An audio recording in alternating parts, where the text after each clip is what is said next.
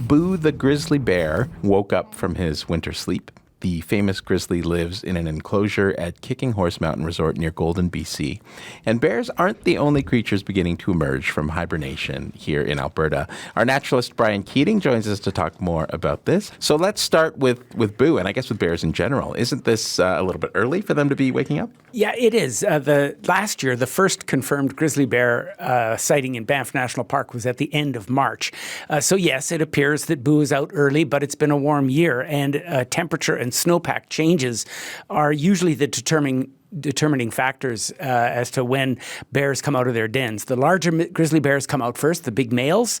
They come out first, sometimes from mid-March through to the end of March. The younger bears then come out next month, April, and females with cubs can come out anytime in April or May. So it's with temperatures, overall warming in northern Alberta, researchers up there have found that grizzly bears have been emerging about a week earlier over the last number of years. So less snow on the ground this year as well means there's less snow insulation over top of the den site. It melts out quicker, and that leaves some of the dens exposed earlier. So I think, Chris, the takeaway message here is you better dust off your pepper spray if you want to even go for a cross-country ski, because theoretically you could encounter a bear. So what happens once bears start waking up? I mean, how long does it take for them to sort of get out and about? Yeah, well, they don't really get up and at them right away. It's kind of like me on a Sunday morning. It takes about 5 days ago, apparently, Boo was reportedly still pretty sleepy when he was coming out, still pretty groggy. He was only coming out for an hour or two each day, and then he'd go back inside the den. And depending upon latitude, the hibernation length of time can be anywhere from 2.5 to 7 months. And that initially, that deep sleep is triggered by the shorter day length in the fall and the shortage of high-calorie food. So once they start running out of food, that causes hormonal changes. Of course, the temperature fluctuations, that puts them down for the winter. And I should mention that there's a significant difference between a ground squirrel hibernating and a bear. Bears are known to be, they're called super hibernators. They don't experience what's called deep hibernation that marmots and gophers do. Those hibernators allow their body temperature to drop way down to just maybe a degree or 2 or 3 above the ambient temperature of their den. So they can, their body temperature can drop down to just above freezing. Wow. If it does get down, if the den site or the burrow site where the gopher is, if it drops down below freezing, they'll actually shiver and shake and wake up and then move down deeper to find a place that's out of that frost line. But when bears hibernate, they go into what some call a torpor, and they only drop their body temperature about 12 degrees and below their normal summer body temperature. But Chris, their heart rate drops down from 50 beats per minute down to about 8 beats per minute. Wow. So it really slows down. And their respiration rate, 1 breath every 45 seconds.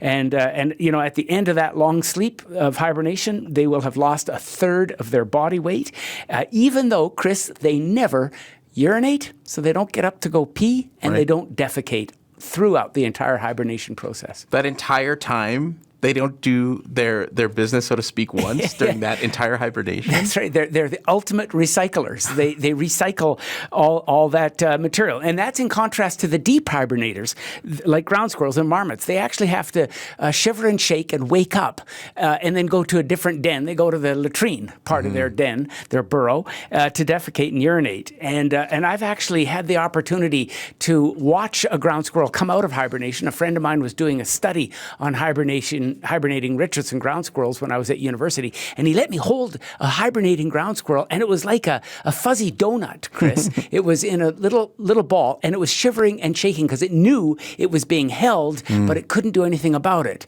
And that's the advantage of bears. They can wake up quickly and start moving around if they need to.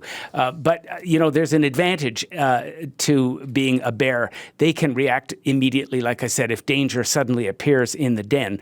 But when they keep their body temperature high by burning fat, their metabolism utilizes fat in their body to keep their body temperature high. That creates a cholesterol level that skyrockets to about twice that of what it is in summer, which is about twice what it is in a healthy human. But somehow bears prevent their arteries from hardening, and its liver secretes a substance that dissolves gallstones. And of course, with no urination, that certainly has kidney researchers interested because and the bears actually do urinate into their bladder, but then the bladder wall allows the urine to be absorbed into the body of the bear itself. And the toxic waste, of course, that's found in urine is uric acid. And the bear somehow breaks that down, and it uses the resulting nitrogen to build protein, which is then used to maintain their organs and muscles. So in other words, Chris, you can hibernate all winter long. You lose your fat, but you actually gain lean muscle mass while you're hibernating. That's not a bad deal at all. It's a Weight Watcher's dream. Yeah, that's fascinating. And I know that pregnant females also give birth to cubs in the den during the winter. How does that work? Yeah, the physiological stress must be immense on the female. But you've probably heard of Fat Bear Week that's done in Alaska. Alaska's Katmai National Park. Internet users can cast their votes on which bear wins the Fat Award in October every year. And remember, bears eat up to about 30,000 calories a day during the fall, and that's during a process that's called hyperphagia. It's when they eat virtually everything they can. High-calorie food, especially the Katmai bears, they're after salmon. Adult humans, by comparison, we require about 1,600 to 3,000 calories a day. So remember, bears, 30,000 calories a day. And of course, in the spring, when that female emerges with her cubs, she still has some body fat available to keep milk flowing until the warmer weather arrives and some plant growth appears. And remember, Chris, these bears don't drink water when they're hibernating. They make their own metabolic water by metabolizing their fat reserves. And to supply milk, of course, to the cubs, you can imagine you'd think she would need lots of external water, but she makes her own. And especially when you consider that lactation is metabolically expensive, and yet the water content in her blood remains constant, and that's balanced by the breakdown of fat in her body. So that's how they pull it off. And I guess the bottom line to all of this is that you have to be ingenious and resilient to survive an Alberta winter. Yeah, don't we all? Don't we? That's fascinating. Thanks, Brian. Yeah, you bet. Homestretch naturalist Brian Keating.